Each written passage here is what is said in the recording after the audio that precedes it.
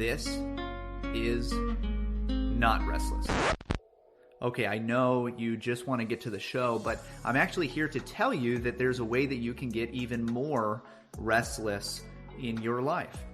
You can do that by going to patreon.com/The Restless Podcast, where there are 3 different ways, starting at just $3 a month, that you can both support this show and at the same time get even more content. At least 1 extra episode a week and often more. Not to mention the Restless Telegram channel that you'll have access to 24/7 to interact with all the other patrons. If you want more Restless in your life, this is the way. Go to patreon.com/The Restless Podcast. Okay, back to the show. All right, get ready, everybody, because here we come.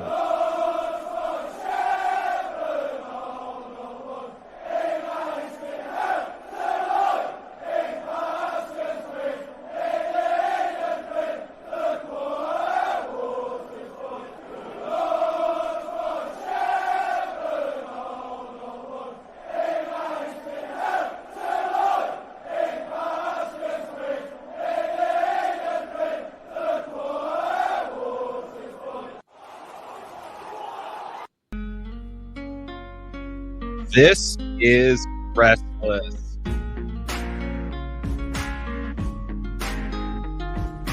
Pastor Michael, we just had to start with that celebratory playing of The Lord's My Shepherd, Psalm 23, sang by a stadium of fans. I love it. I love it. It sounds great, man. We should do that more often. Fill stadiums with psalms. Oh man, we definitely should. And tonight we are living out that dream, because tonight the vibes are up. Restless has more than 250,000 downloads worldwide. So this is your podcast, Restless. I am your host, joined by Pastor Michael. We are a postmortem on the young, restless, and reformed. You can think of us as what late night DJs might have sounded like in Geneva when they were spinning those greatest hits from the Psalter. So this is who we are, and I am happy to be here with you, Pastor Michael. How are you doing tonight? I'm doing well. I know you are always broadcasting from your bunker, and tonight my background looks a little different. It almost looks goofy, right? Like the contrast of colors where I am in the lighting is pretty rough. So I'm in my kids' homeschool room right now. And so there is, this lovely, I don't know, what do you call this color? Like seafoam green, teal-ish. It's some mix in there. So it's different. Anyway, it's a little bit different, but here I am. I'm excited. Matt, how crazy is it when we first sat down to just talk about, hey, we've got some friends that are having these conversations about the young, restless, and reformed. Maybe we should do a podcast about this. And here we are.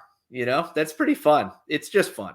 I know we've gotten a little bit of flack for maybe getting too big of heads in what we're doing. I don't think that's actually true, but it does feel kind of crazy to be at this point, even if it's very insignificant in a certain way. Right, 250,000 downloads. In one way, that's very insignificant. In another way, that's a big deal, at least for us, I think. So congrats, man. That's right. It is. It does feel good. It's been really fun, right? 2 guys from nowhere who knew no one online to take us to where we are. And obviously, people with actual notoriety get 250,000 downloads on a single episode that they post. So, don't worry. You don't need to worry about us getting too big of heads. Actually, both you and I got to hang out with people who listen and support the show in the last week. Shout out to Nick and the guys I've met up in Madison, Wisconsin. So I was just down in Memphis for the General Assembly of the Presbyterian Church in America, and got to hang out with both Brad and Dean two guys that we're connected with via the Patreon. I didn't get to hang out with them as much as I wanted, but it was really fun when we did get to have some time at least together. And it was just fun. What's fun about it is, we've now had a lot of conversations online with these folks. So it's nice to actually put a real person behind just the text on a screen. Maybe you've seen a picture of them, but to actually hang out and realize, man, these are just really great guys. It was a blast. It was really fun. I also, by the way, let me give one more shout out. I don't know if Micah will be listening to this from the Portland area, but on my way to General Assembly, I go to fly out of the Minneapolis airport, and I heard over my shoulder a couple of guys talking about RPR and the RPR report, which if you're in the PCA, you know that RPR is the Review of Presbytery Records. And I knew nobody else is talking about this. so I know these guys are heading to General Assembly. So I turned around and I said, hey, are you guys by chance heading to General Assembly? And they said, yeah. And one of the guys looked at me and he said, hey, do you do a podcast? And I said, I do.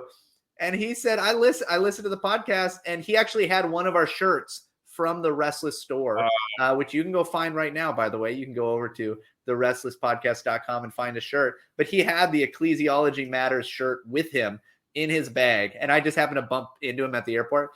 Wow. Now, again, to deflate any possibility of, big heads, that means not much because I'm heading to the Presbyterian Church in America General Assembly, where there's going to be a larger chance that somebody there listens to this podcast.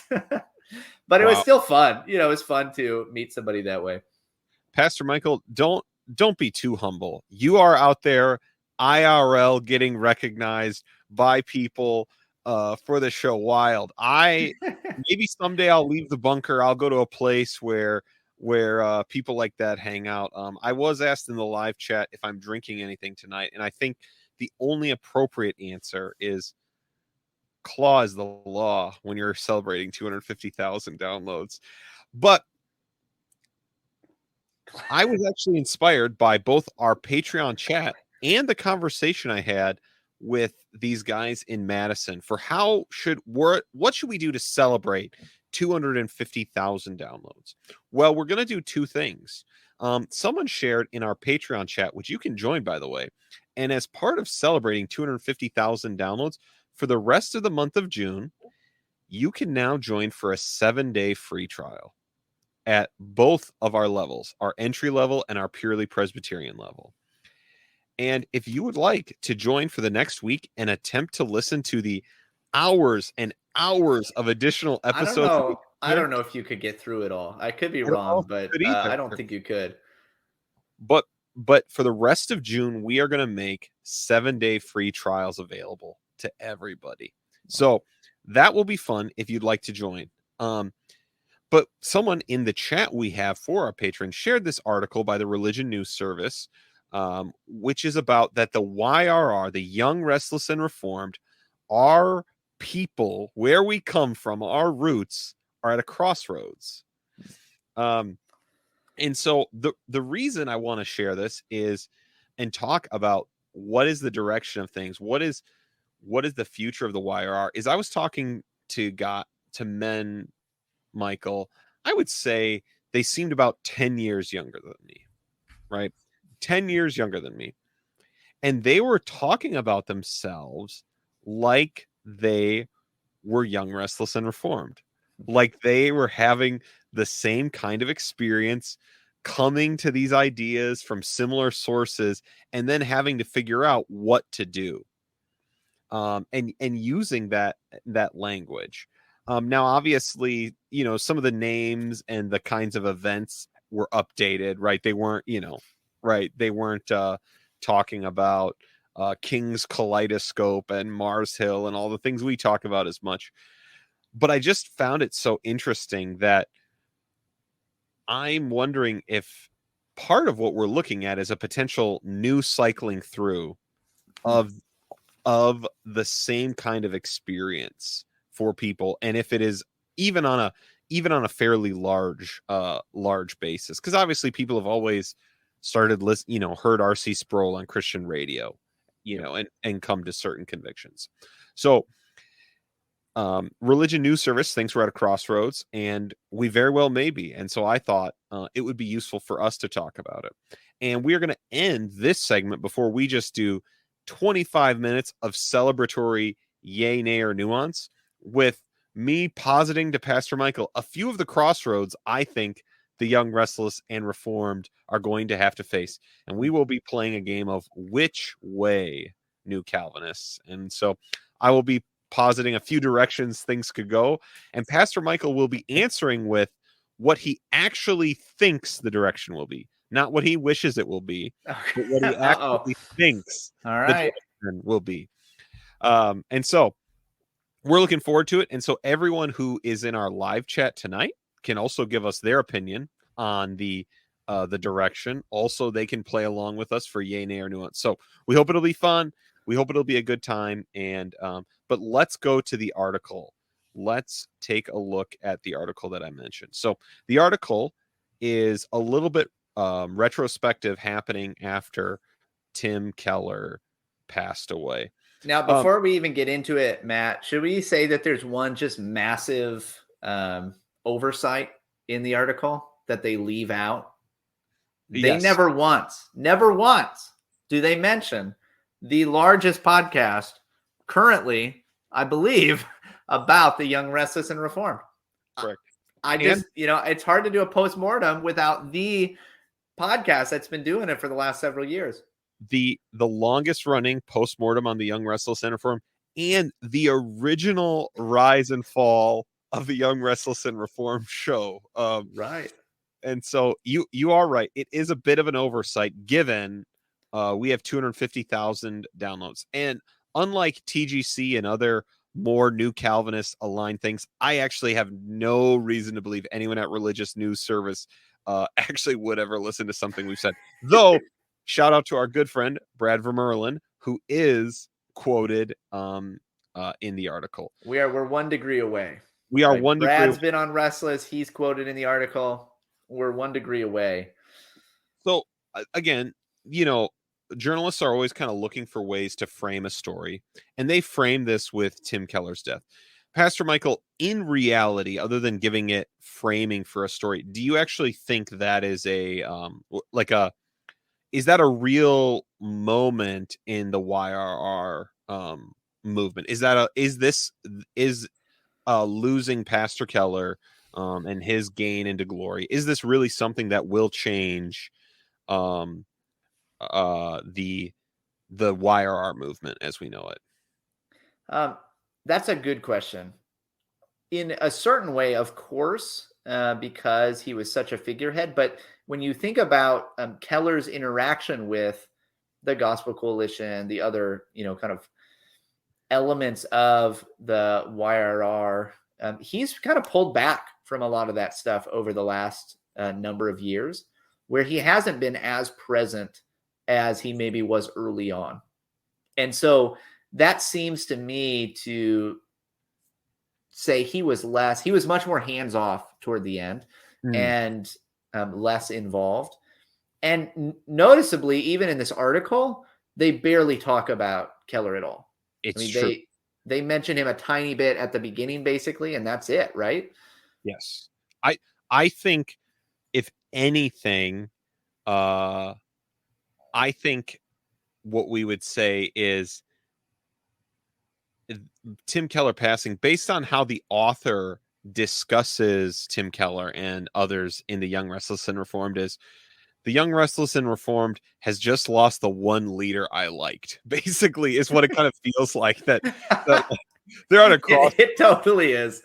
It totally is. It is 100%. We all saw one redeeming thing in this whole movement, and he is now gone. Yeah.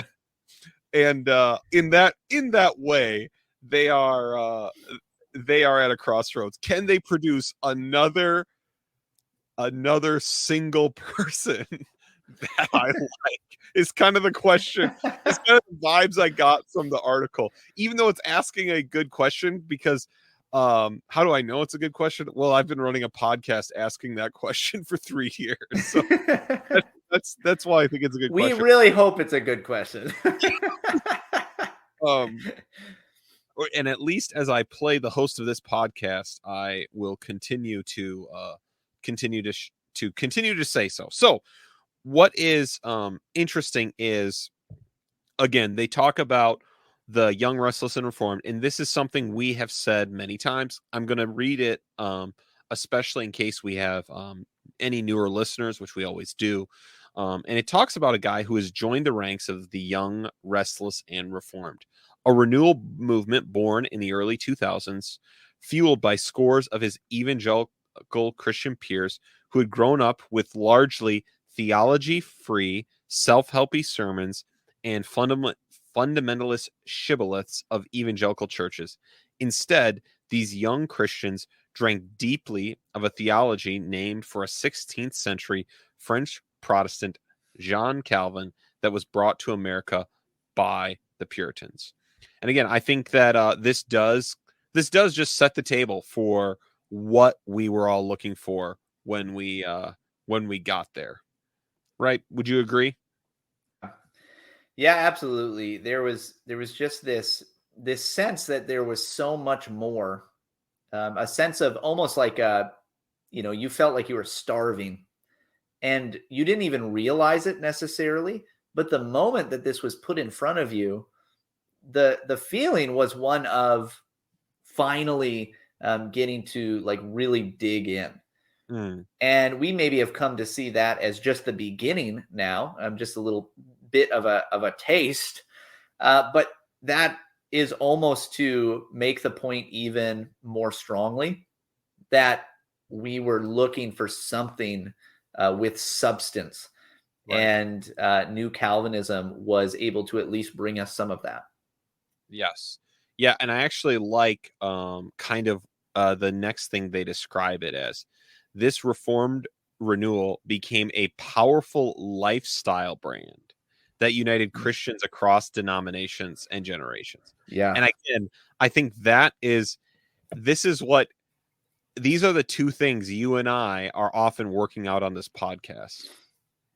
We're in many ways discarding the lifestyle brand, but wanting to keep the theology named after a French Protestant brought to America by the Puritans, right? Yeah.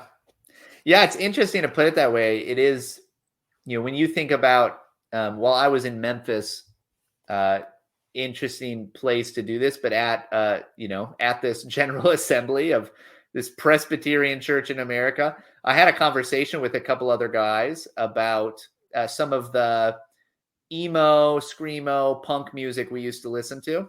Mm. And it was a blast. You would have loved this conversation, Matt. You would have had a blast with this. It was such an enjoyable, nostalgic conversation.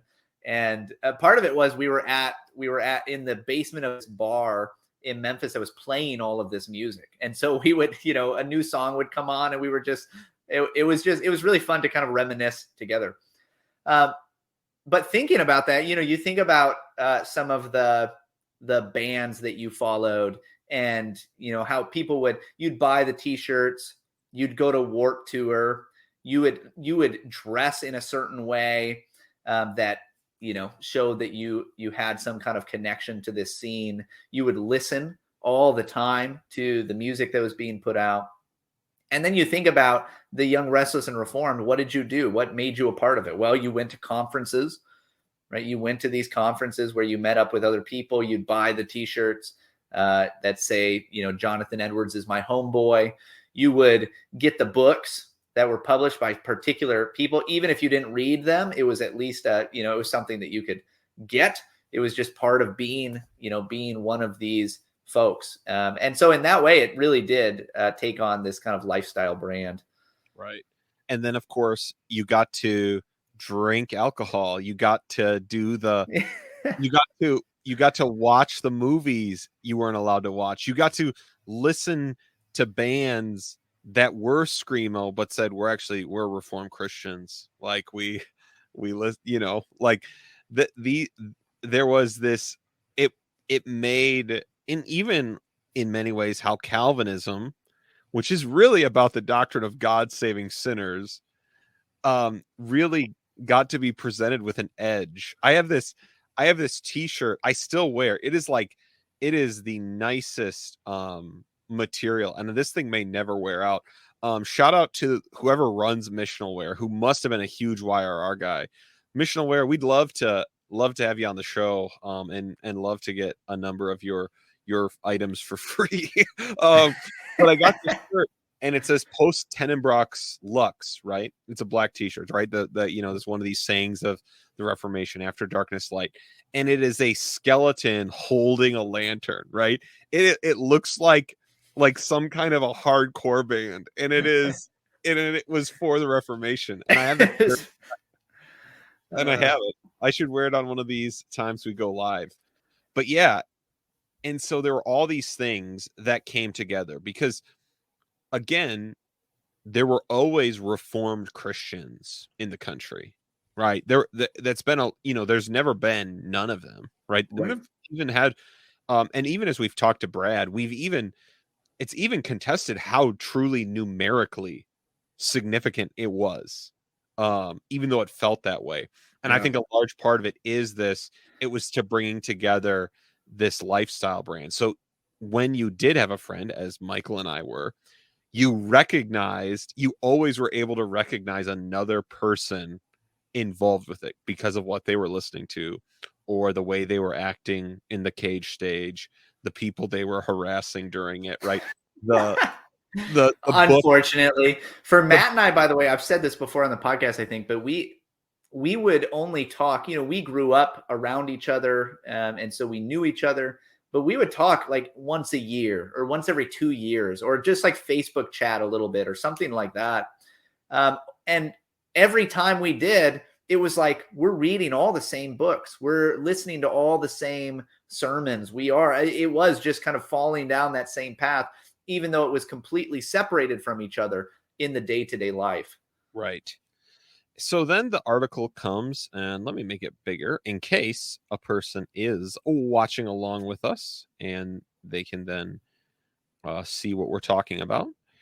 They then list a murderer's row of bad endings to pastors in the Young, Restless, and Reformed. They bring up Mark Driscoll, who we have, of course, talked about at length. Tullian Tchividjian, who we have not really talked about.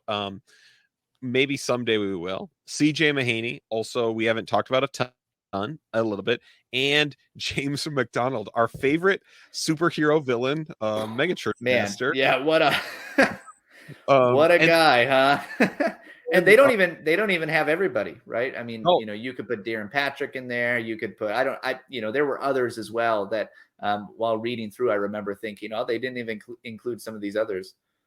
And so they take these, and then of course, they talk about the blow, and all of the things about Tim Keller. Tim Keller, his intellectual purity, personal kindness, right? He's, and so I do think this article then does ask one of the questions that I may be coming back to Pastor Michael with later, so he can start thinking about it now, right? They say, while the movement remains influential, the controversies and losses raise questions about its future. Now, that's a really unclear sentence, but what they're talking about is the loss of these leaders, either obviously Tim Keller going to be with the Lord, or all these men being disgraced in some form, even though I would like to say that 3 out of the 4, I don't know about C.J. Mahaney, 3 of the 4 of them are currently serving in a ministry role somewhere. Mark Driscoll, even James McDonald is still in one. Is he for sure still doing it? I know he was. I don't know if I guess I don't know. Just the last time we checked in, he was still trying. He was the last time we checked in. Man, what a mess. But the question it does raise, and this is one we've raised, is it does seem right now there is a seeking of a place of where to consolidate leadership and power in what is left of the Young, Restless, and Reformed. Do you think that question and that those positions are in some way still up for grabs? So repeat that question for me. So, right, they're saying the thing that makes the Young, Restless, and Reformed the questioning its future is the loss of these leaders, right? And so what I'm extrapolating from that would mean is what is up for grabs are these positions of leadership that were at one point clearly held by people at the Gospel Coalition, by people like Mark Driscoll. Yep.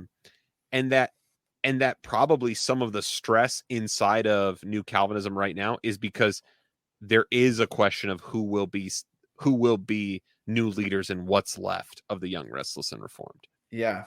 Interesting. I'm trying to, in my mind, kind of weigh the different sides. I do think that there is an element of this when the old guard passes on for whatever reason, whether good or ill. There is always going to be a kind of a, shall we say, a power vacuum, right? The influence they had, even if it's not going to be an exact thing, right? You're not going to get another Tim Keller. You're not going to get another R.C. Sproul. They were their own men. They had their own, kind of influence and style and audience. And you probably won't have somebody just like that will take over right where they left off. But it does leave some of those, some influence up for grabs, for sure. But part of me is thinking, if we really see this as primarily a lifestyle brand, then the reason that some of these things are changing is not actually because the moving on or dying off of the old guard. It's actually more so that the style has changed. Like the culture has changed. It's like when somebody spends, a lot of time following one particular band, but as that band gets older, as you get older, maybe you still have a kind of nostalgia for them. So you can, be in the basement of a bar in Memphis and hear a song and chat about it with some friends, but it's not driving a lot of what you do, right? You're not going out of your way to get to Warped Tour. You're not buying the merchandise anymore. You move on, right? So styles change, lifestyle brands kind of change, and they move with the culture around you. And whether you like it or not, you're probably a part of that. And so I wonder if some of what's happening is much more that the culture itself has changed. The culture that really the YRR, kind of exploded into is distinctly different now, although there are some similarities. And I do think that, maybe there will be some kind of repeating of what's going on, but it's different. And so I don't know. What do you think? I don't know how much weight to put on either of those. I do actually really like this idea that, that with the styles changing, right? This leads, right? Everyone wants to know what's going to be in style. Like, what will be in style after winsomeness is not in style? What will be in style after Mark Driscoll won't be in style? Or someone like Mark Driscoll's asking himself, can I reinvent myself and get a role on Blaze TV or the Daily Wire, right? Like those are stylistic questions. And the sad thing about it is that, but the truth is whether it's a style brand or all these kinds of things, actually, why does no matter what your quote unquote, let's say YRR style is, everyone loved RC Sproul, right? Like everyone had a regard for Tim Keller, even this author of this article who doesn't like anybody else, right? But not everyone's like sold on JD Greer as the next, right, the next leader, because the truth is, if you want to end up being in style, substance wins. Substance does win. And so it does actually probably map a place that if you are willing to be a person, again, it won't be in the same way. You're not going to be able to redo what Renewing Your Mind did. You're not going to be able to redo what they did on terrestrial radio. If you're willing to express these doctrines in a substantive way to lots of people and do it over and over, that probably is a path forward. Yeah. This is, so, you think about, I was thinking about this the other day because I somehow came across a picture online of these three young men at Ozfest, right? Where they were listening to all kinds of, just kind of dark metal bands. And I don't know. This was from maybe, I don't actually know when this picture was taken. Maybe the early 2000s, something like that. I don't know when Ozfest has gone on. It looked like an older picture, right? And the people in this photo, these three young men, look goofy, right? They've got these just like super baggy parachute type pant jeans and, big chains. And, one of the kids has the really just like spiked hair all over the place. And it just looks goofy. It looks silly.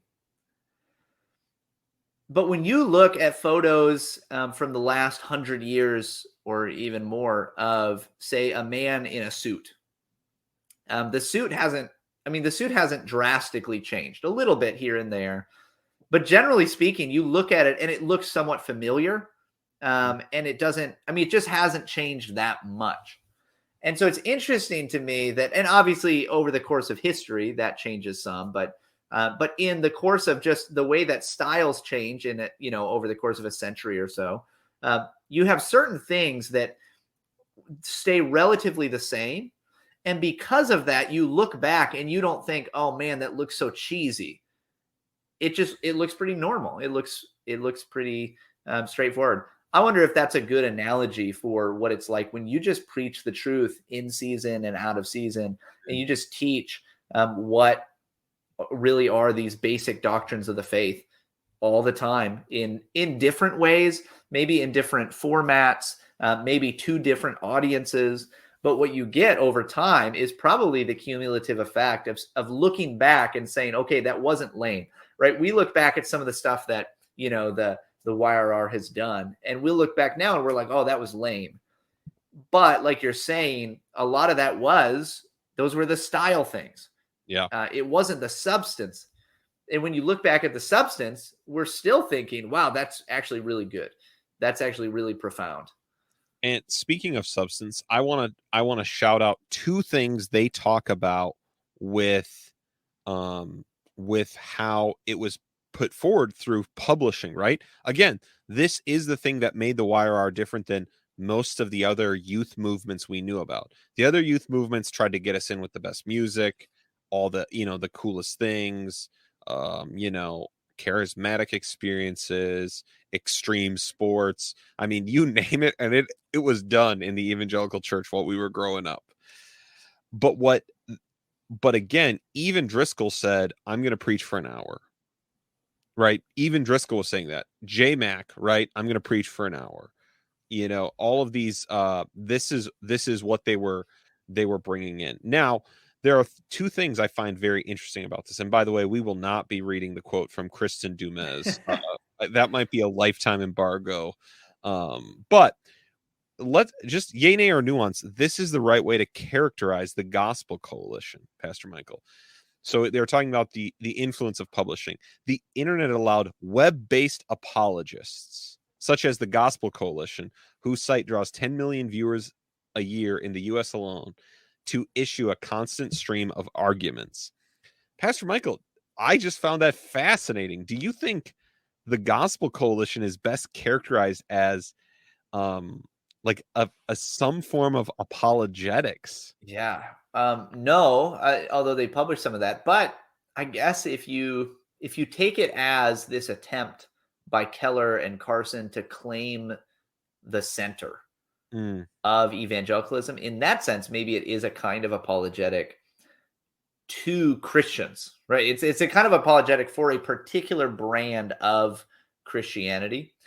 And so maybe in that way, I've never thought of it in those terms, for sure. I know, I have neither. But that's really that is fascinating to think about. And again, I think it might only make sense that way if you are a complete outsider to this. You're a more mainline Christian or whatever, writing for the Religion News Service, and every time you go to the Gospel Coalition, it's like the way you should think about this 5 things, right? Like you see this and you're like, man, they want me to think something. And I just think that might be a helpful thing for us to think. Coalition is everything they do is an argument for something. Now, here's the other thing I found fascinating about what they described in particular with the publishing. So they talk about how they think in large part the movement was able to exist because in 2001, Crossway published the English Standard Version. Very interesting. They highlight the translation using mankind and men to denote human beings, which favor a complementarian reading of Scripture, right? The Crossway did this when, the NIV goes to gender neutral language. And this is what I found fascinating. They see it as, this historian described it in resemblance to dispensationalism. And we're not going to describe, all of what that is, but dispensationalism, because it had its own Bible, it was spread through radio broadcasts, and low cost publishing. And that rapture theology became this like test of, are you in or are you out for so many people? And now Calvinism comes along and adds to it, or replaces it for many people, with soteriology of God moved first, God acts, man is passive, and salvation becomes the new standard. Then we publish the ESV Study Bible, which I don't know. I think it's probably at least in our circles for sure, right? This is the most used study Bible, and it's going to give, at least broadly, Calvinist friendly answers, right? Yeah. What do you think about this idea of the fact that we all suddenly switched translations? Yeah, this was the most interesting piece of this whole article to me, because for a long time I've thought about the effect of the Scofield Reference Bible on the growth of dispensationalism. And it's just been an interesting topic. Not that I'm, an expert in any way, not that I've done, too much reading on it, but it's just something that I've always thought about, the way that various translations spur on particular movements within the church. And for whatever reason, I've just never thought about the effect of the ESV in this circle, which is crazy because we have a whole podcast about this. And I don't think we've ever talked about the ESV particularly. And part of it is it's just such a big topic to try to deal with. But the ESV is what I most use still, despite knowing that there are places where it maybe isn't the best translation in the world, but it's still the one I use most on the regular basis. It's what I preach from. And it is probably the most typical one that people around me and in my circles use. So yeah, really interesting. I'm not sure how much, like what comes first in this case. What is the chicken? What is the egg? I'm not positive, but definitely they grow together. And probably in a lot of ways the ESV Study Bible does spur things on. I remember at various times speaking with people who would, want something to go a little bit deeper than just, bare reading of Scripture. And I would recommend to them something like the ESV Study Bible. And so I could see that being something that did kind of start moving people in this particular direction. Yeah. Now, this fall, we are going to do some of the origin stories of New Calvinism. We're going to go through some of these kind of seminal things. We're going to go through the origin story of TGC. And man, I have wanted to do the ESV Study Bible. Again, it is such a big topic, I just don't know how. So if someone has a recommendation of a guest who has actually looked into this or is pretty familiar with the translation philosophy, we would love to interview that person. But these are things you can look forward to. So let's keep going, because man, am I looking forward to 25 minutes of yay, nay, or nuance. I think we probably have to play the song "Pump It Up." Am I right about that? While we for 25 minutes, as long as it's quiet enough. But sometimes when you play the song on here, I don't know why, but sometimes it doesn't come across on the video. But I can't really hear you when you have music playing. I don't know why that is, or we'll maybe be able to get it to work. But I've noticed that in the past. So if we can get it to work, we probably do need to have it playing. We'll see what happens. So if we don't, if you are listening on the podcast, you may get the joy of me just editing that in, because that is how I want to listen to this. So shout out to Brad Vermerlin. We're not going to read his quote, but I want to read these two final critiques before we move on. is they talk about that there wasn't real mentorship of up and coming people. As Reynolds says, there was a way in which if someone said they were called, looked good in skinny jeans, and could quote someone who was dead and pop culture, then you could become a leader. Now, they say that this isn't mentorship, and obviously in a very real sense, this isn't. But these are people learning to play the game and going, oh, wow, this is what it takes to be a leader. Here I go. Right. And it is shallow, and it is not substantive. But I think it is fascinating that, again, for all of us, because we're interacting these things online through conferences, it's like, can I present some of these ideas in a way to my friends, right, that comes across this way? Or if I was older, a church planner, can I learn to talk this way? And this is what the level of mentorship was happening.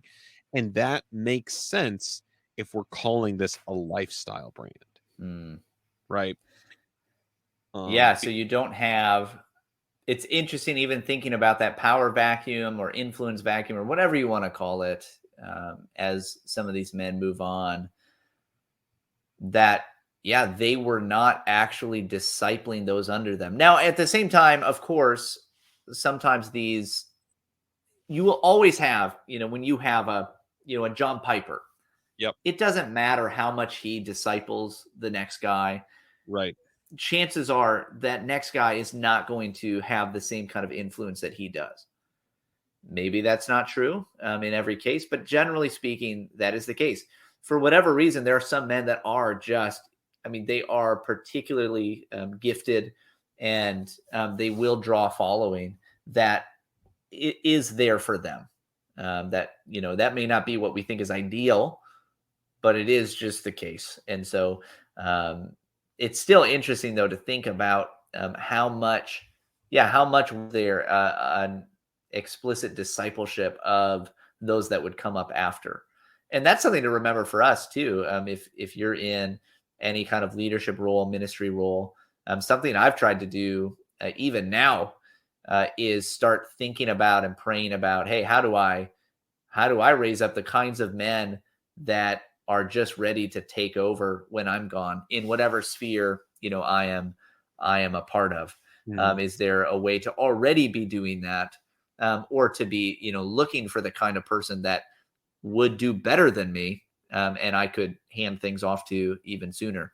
And so I don't know if I don't know that I do that well, but I do think that seeing how little of that is done in these circles is probably a good reason for us to push into it a little bit more. Now, the final kind of critique they give as they think about what's coming next is they say one of the problems was that this movement wasn't Calvinist enough. At which point I went, hey, that's kind of what we've been saying. And then and no. Sentence, which made me feel like I was talking about a different meaning of Calvinism. So here we go. Anderson says she regrets the movement wasn't Calvinist enough. She believed the movement mainly focused on salvation, but missed a broader emphasis on common grace in the goodness of God's creation. Those ideas that God is at work everywhere and not just among the elect few matter. For some leaders, she said, the lack of balance led to a certainty of belief that lacked kindness towards anyone who disagreed. I don't know if you would like real Calvinism if it caught you. So what's actually being talked about is actually neo-Calvinism, right? That is, represented by Calvin Seminary and others. And you see the fruit of that in many of the people they're quoting, right? You see it in Dumas and others. Their understanding of Calvinism is a completely different thing than we would ever recognize. There's a good, obviously, in understanding common grace and the goodness of God in creation. And I do think that sometimes within New Calvinism, there was, and this isn't just New Calvinism, I think this is true of basically most Reformed thought since the turn of the 20th century, but in a really, I think an overreaction in some ways to a lot of the progressivism and earthly postmillennialism in the early 20th century. There was a firm insistence on total depravity by the stalwarts, by the godly men who were standing up against what was an anti-Christ movement within the church in a lot of ways. And I think that that's become then something where, okay, now every doctrine is read through this one, right? Everything is seen through this one. And so there could be a healthy corrective. That's not what they're talking about. they don't mean that. They're not talking on that level. And if you and I were to say, and we have said, hey, it wasn't Calvinist enough, it wasn't Reformed enough, we're then going to say, should have pushed deeper into covenant theology. That's right. Right? Should have pushed deeper into the regulatory principle of worship. That's right. You should have pushed deeper into some of these things rather than just stopping at a very base level understanding of soteriology. We're not on the same team. Is what I'm saying. Should have done a study of providence and gotten to the part in the institutes where you went, whoa, free will, right? Like, you learned these things beyond. But yeah, no, I think this is a great show idea. Why New Calvinism isn't Neo-Calvinism, because I do think that is a certain move there are people trying to say. Yeah, interesting. Very interesting. And I think it would just be helpful for people to see, because those are both two influences, and they're not the same really at all, running congruently together. But the article ends with someone joining the Presbyterian Church in America, even though they no longer feel like they're part of the young, restless, and reformed, which is all right. But this draws us to a segment I have been very excited for, Pastor Michael.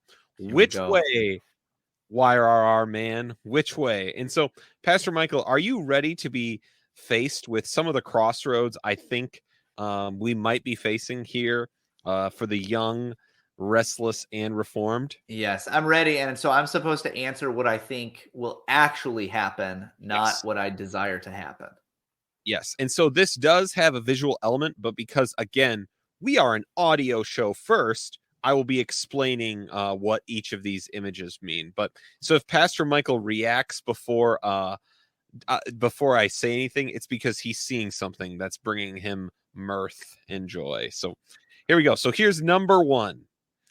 Which way, YR man? The 50th Presbyterian General Assembly of the Presbyterian Church in America made a comment about how there are two denominations growing in the United States. Yes. One is the Presbyterian Church in America, which they were celebrating, understandably, and we celebrate with them too, of course. And the second one is the Assemblies of God. The Assemblies of God, we might call the evangelical, mainstream leaning kind of Pentecostal denomination, right? Is that their actual logo, by the way?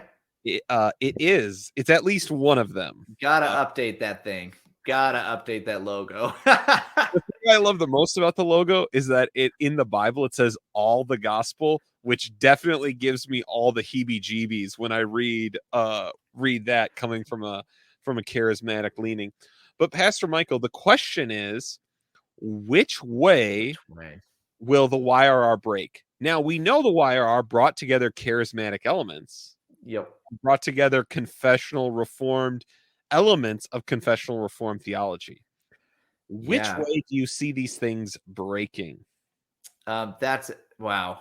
This is a tough one for me to answer. So I know both of us as well as many others in the PCA right now who just followed that track of kind of broad evangelicalism, or maybe nothing, into the YRR, into confessional Presbyterianism.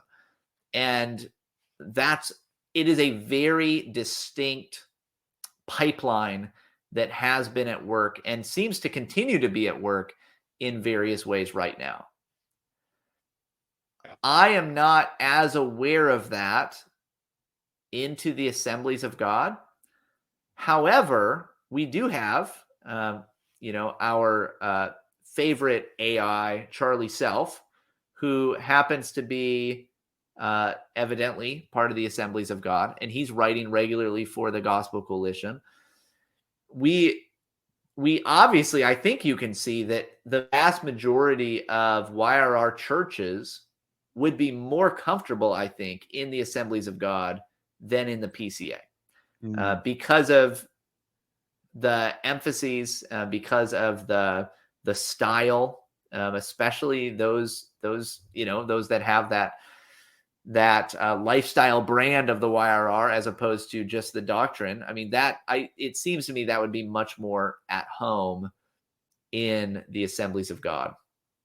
So I guess if I had to decide, my assumption would be that the YRR will be moving much more in the direction of the Assemblies of God. But I would put the caveat that I hope I'm wrong, and I hope more of us are coming into the PCA. It will be. I don't know enough again about the inner culture of the AOG. They would have to become comfortable with Calvinistic soteriology. Yeah, are they? I don't know. It's a great question because if you are Assemblies of God, let us know. Or if you know folks there, is that Calvinism acceptable? I'm not sure.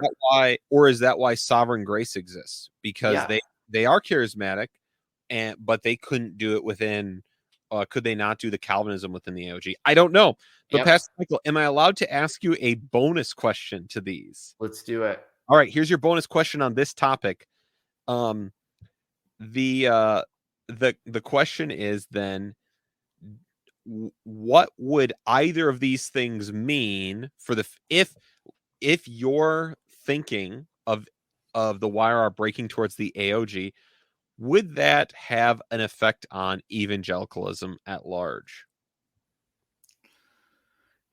It would, because I think that the YRR has basically shaped much of the evangelical conversation for the last, decade. In the way that we've talked about, it's normal now for a church to at least claim that they do some kind of expositional preaching. Yeah. I don't think that was normal, 2 decades ago within the broad evangelical world. I don't think that it was something that you would have talked about. It is far more normal now, I think, to consider yourself reformed. You would use that language. We may differ on what exactly that means, but at least being more Calvinistic. It is much more normative, I would say now, to consider yourself complementarian, even if that literally means nothing, because well, we can still have women preaching as long as it's done under the authority of elders. And, so even if it doesn't really mean anything, it's normal for people to at least claim that title for themselves. Yeah. And so in that way, it has really played a major role in shaping the evangelical conversation. Part of this is my ignorance of the Assemblies of God. I know some folks there. I'm somewhat aware of them, but I really don't know enough to know if that would be a move simply just back toward a lot more typical evangelicalism with maybe a heavier handed charismatic side.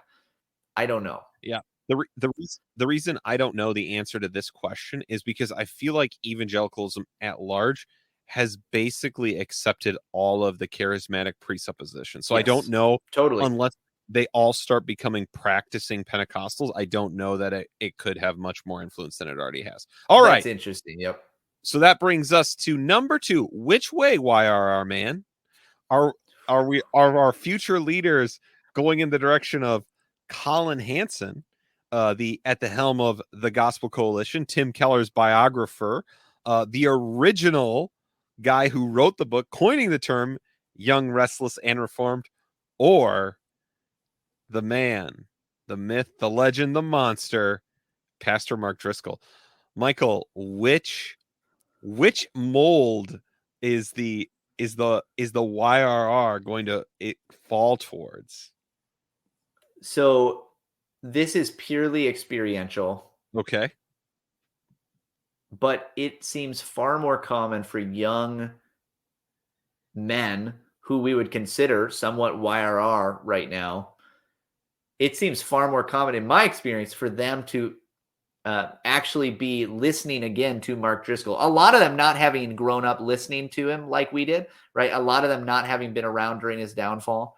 But a lot of guys seem to be gravitating toward Driscoll once again. Mm.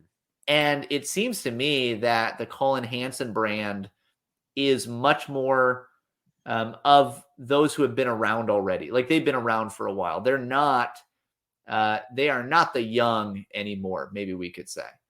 They're still in these circles, but they're not. They've kind of mellowed out a little bit.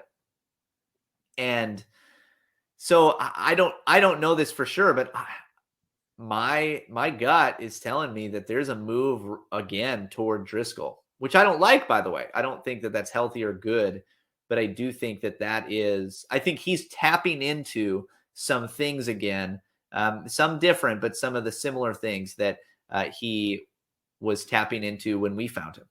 So you're saying the young men aren't listening to Colin Hansen's Gospel Bound podcast? Right. I've actually never met somebody that I know of who's listening to that podcast. I'm hearing more and more of particularly young men who are beginning to listen to Driscoll again. Well, shout out to you, Colin Hansen and Gospel Bound. Pastor Michael, here's the question though. Here's our bonus question for this category. Pastor Michael, is there a third way? Is there another kind of leader, another mold of leader we could get behind it? Give us the third way. Be one of the good leaders like Tim Keller who present us the third way. Yeah, I hope so. And actually, in the chat earlier, somebody mentioned when we were talking about this power vacuum and those that may gain some of this influence, somebody mentioned Kevin DeYoung. And though I don't think DeYoung will end up having the same kind of maybe broad influence as someone like Tim Keller or even maybe like a John Piper, I do think that he will take on a lot of the influence, and I think it's really healthy. I think that Kevin DeYoung is a solid guy, right? Ride or die with KDY. That's right. I think that he's in a good place, and so he may be one model for what this could look like. My real hope, and I think both of our hope, is probably that people begin to really gravitate much more around the ministry of the local church, or of, something that is closer to home, somebody who is actually able to provide oversight, accountability, actual shepherding to you. So that's my real hope. I don't know if that will happen or not. So I guess that I won't ask the question is, does that mean you hear young guys talking about the podcast or blog, The Clearly Reformed with Kevin DeYoung? Kevin DeYoung, we love you. We'd literally love to have you on this particular podcast. I can show my RTS diploma if that would help us get you on sometime. All right, Pastor Michael, since we've been talking about lifestyle, brand, and culture, let's bring up a cultural topic now. Which way, YRR, man? The case for Christian nationalism. So Christian nationalism or Christian libertarianism. So Pastor Michael, I am bringing up these kinds of attitudes towards political engagement. Yeah. And let me actually, and it's not just because we've had guests present both. This isn't completely self-serving, but part of it actually comes from my own experience that when I was young, so that 10 years ago, when I was like full in to the YR, maybe it's been a little bit longer than that. I hope not. I hope I'm not quite that old yet. The talk of the town was libertarianism, finding like libertarianism. And it feels like in online settings, the talk is now around what is Christian nationalism? Are we Christian nationalists? what should we do? So this is why I'm asking, which way is the YRR going to fall? Are they going to fall with the Christian nationalists, whoever they are, or the Christian libertarians, whoever they are? And obviously, I'm using Christian libertarians specifically because obviously we know there are some pretty dumb forms of libertarianism, Yep. and whatnot. So, yeah, right now it seems like there is just a huge groundswell of movement toward some kind of Christian nationalism, right? Not necessarily what Stephen Wolfe presents only, but the general feel seems to be this desire for a more kind of self-willed Christian influence in the political arena. I don't know what that means long term, but right now that's the feel on the ground. This is both as I think about things online, but also just just on the ground with just regular people. I think that there is a move in that direction. At least again, not maybe the exact program that Wolf lays out, but a move in that direction, away from a more libertarian approach. now here's my bonus questions. Will either of these, whatever way the YRR would fall in large part, will either of these actually have an impact on American politics and culture beyond the Twitter spats in Reformlandia? Wow. I have no idea. I really don't even know how to answer this because I feel like I have no clue whether this will actually change anything. I don't know. I really don't know. All right. And I don't know. Now, Pastor Michael, this last one is a bit self-serving. So this one is actually which way restless. And so the question is, what will Restless's tone be going forward? Will it be the restless tone people know? And I would love to say love, but actually regularly write in to tell us is off the mark about. Though again, no one in my real life has ever brought this to me. Or the other side, nuance. Which and you can answer this in how why don't you answer this in what you think will happen, and then I may as I promised to some I promised to discuss tone again before we got out of here. Which way do you think we're headed?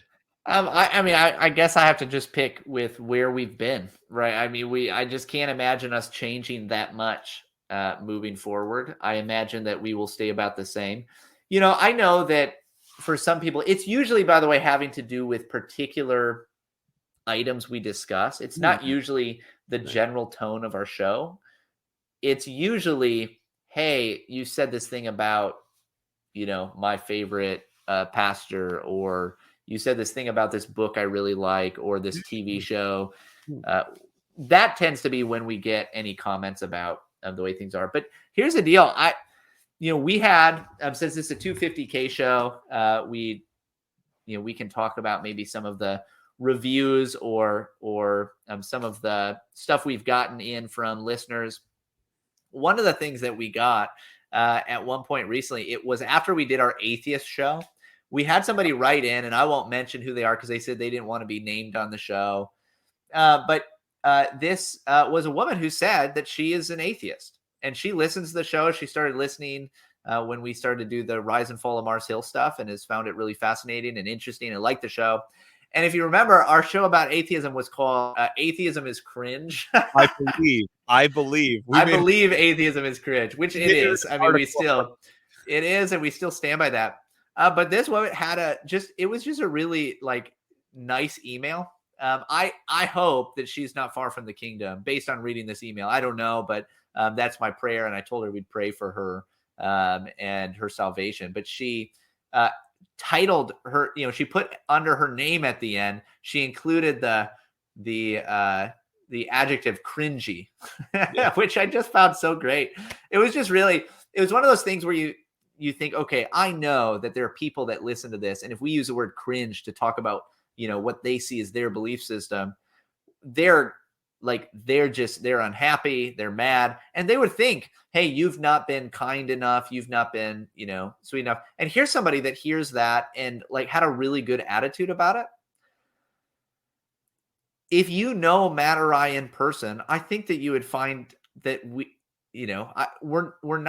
don't say the things we say if we ever say them in a harsh way. And we may be wrong sometimes. We may really, the chances of us crossing the line sometimes is basically 100% when we're talking this much.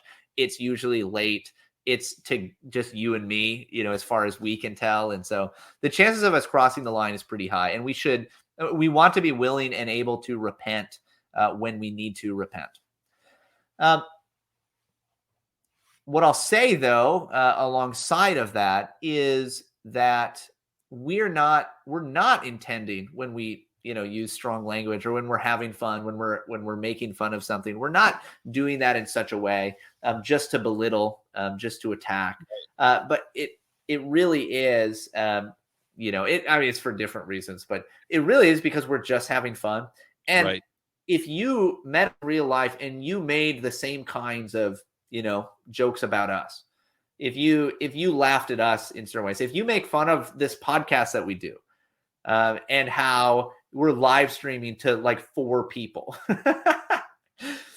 I think we would laugh. Okay. I don't think that we're going to, be hurt by that. And so just realize that's the context where it's coming from. We're not trying to attack anybody. We're not trying to hurt anyone. We seriously just want people to know the truth more. And this is one of those ways that we have found to be able to do that. Right. I do think, again, this comes up. We do love, I do hope everyone can have as thick of skin and as good a sense of humor as our atheist friend did. I hope you do. And that doesn't mean everything we say is right on or spot on, or we always handle things the way we should. But again, remember, you are listening to Reformed Drive Time Radio. That is what we're going for here. If you listen to Pastor Michael preach, it doesn't sound like this. We do agree with you. There are appropriate tones at various times. Yep. However, again, I'm going to say this, and I've probably said this basically every time we've ever done a feedback show. What I do defend is the idea that we get to use every tone used in the scripture, which does indeed include mockery, rebuke, humor, laughter, lament, joy, mirth, right? Like all of these things are included. And I also think while there is a sinful way to use tone, right? I think that we probably have talked about times where potentially Driscoll crossed that line. There are also times we still enjoyed the tone he struck, because what I think is we live in a time where, and I've said this before, probably too, we do need 10% more of Luther's energy. We just need just a little more willingness to speak directly, to call things out as we see them. Right. But what I realized as I was thinking about this is I do get it though. Pastor Michael, we have said we are talking to people that were in the YRR and kind of now don't know what to do. We aren't talking to people in general, though some we're thankful for, who have kind of thought through all the things we've thought through or talked about as we've talked about this for 3 years. And if you've never heard a criticism of Big Eva, I actually can really sympathize why, when I'm willing to laugh out loud, that might be really jarring to you. Because you've never even heard someone voice, I don't know about that from one of these big names. Right. And I do think that is striking. I do think as I continue to think about this, the one thing I wouldn't want, and this is where I think about this, and this is why it's good to do this on the 250K show. The one thing I wouldn't want is a listener to not share this show with someone that it might be helpful with because of our tone. Like if that is always happening, that would be a bummer. Also, at some point, and I don't know what point that is, and I don't know what I would do if I got to that point.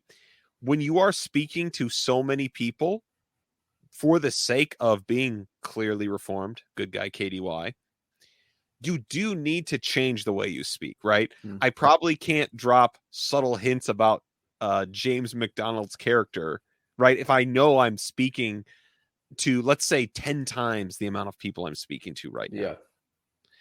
Yeah. And so there is a point where that comes in. Now, but I agree with you. This is the one thing I want to point out.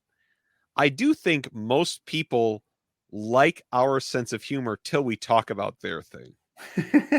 This is the thing that drives. This is what we all do, though, right? I mean, we all do this. We all enjoy, kind of laughing at the expense of something until it hits us personally. And it's just a good exercise in humility to be able to laugh at yourself and to be able to laugh at the fact that others find something about you or what you do funny. That's okay. It's an okay thing to do. I had a great time. I got to be a guest. They were doing something called TikTok Theologians, which is secretly what I just wish we did on our podcast now on Semper Doctrina. And the TikTok theologian they chose in this case was actually Francis Chan. And I'm really laughing. I feel bad for them because I got them in trouble because I started laughing because Francis Chan has recently in a short interview said like he wants to go to his death being known as the one promoting the real presence of Christ in the Eucharist, that this is what he wants to die as. And the reason it was funny is because Francis Chan has wanted to be that guy on about 6 issues. Everything. Everything he's ever done or preached, right? He's always so like over the top earnest, Yeah. I mean, it's everything. And so what I encourage the people that maybe were disheartened by this seemingly Roman Catholic tendency in some of the ways he was talking, that he'll probably get a new thing, but that was unwelcome. And so, but what I just want to encourage everyone with is, if it's funny, it's funny, right? Just if it's funny, it's funny, and it's okay, and it's good to have a sense of humor. The other thing I do want to give everyone an out on is it is also possible, based on your experience, people you've learned from, things that have helped you, things that have hurt you. You may have an allergy to the way I talk about something, the way Pastor Michael talks about something, or a subject we talk about.